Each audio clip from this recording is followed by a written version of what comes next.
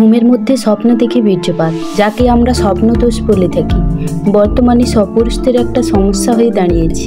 এই ঘটনা ঘটার নানা কারণ রয়েছে। যদি লিঙ্গের পেশির দুর্বলতা থাকে তাহলে হতে পারে। এছাড়া অতীতে অনেক বেশি হস্তমৈথুনের অভ্যাস ছিল। এছাড়া হরমোনের সমস্যার কারণে হতে পারে। অনেক সময় মূত্রথলি ভর্তি হওয়ার কারণে বীর্য ধরে রাখতে পারে না, তাই অকাল বীর্যপাত হয়। এই স্বপ্নদোষ নিয়ে ভয় পাওয়ার কিছু নেই, এটা স্বাভাবিক প্রক্রিয়া। সাধারণত যৌবন বা প্রাপ্তবয়স্কদের বেশি হতে থাকে। পরে বয়সের সাথে সাথে শরীরে হরমোনের পরিবর্তনে ঠিক হয়ে যাবে। এরপর আমরা স্বপ্ন কেন দেখি?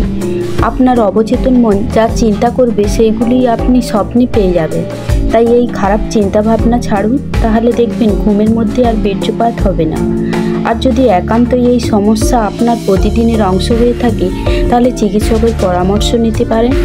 এরপর আসি পাতলা বীর্য। এ নিয়ে বেশিরভাগ পুরুষ চিন্তায় থাকে। সাধারণত অন্ডকোষে শুক্রাণু তৈরি হয়, আর এই শুক্রাণু পরিণত হতে কয়েক মাস সময় লাগে।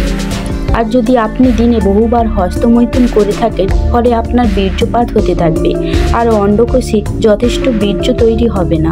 এই ক্ষেত্রে বীর্য পাতলা হয়ে যেতে পারে। এছাড়া বীর্যের ঘনত্ব নির্ভর করে আপনার খাদ্যাভ্যাসের উপর। আপনার খাদ্যে যদি যথেষ্ট পরিমাণে প্রোটিন না থাকে তবে আপনি পাতলা বীর্য লক্ষ্য করবেন। মেন কথা হচ্ছে পাতলা বীর্য দেখে চিন্তিত হওয়ার কিছু নেই।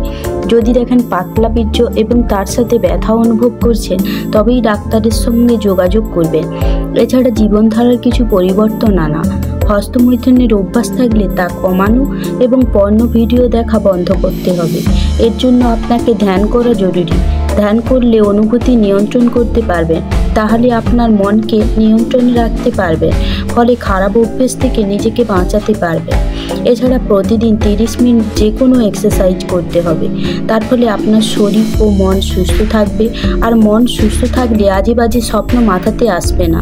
এরপর আপনাকে খাওয়া দাওয়ার দিকে নজর দিতে হবে, তাহলে আপনি আপনার বীর্যের পরিমাণ বদলাতে পারবেন।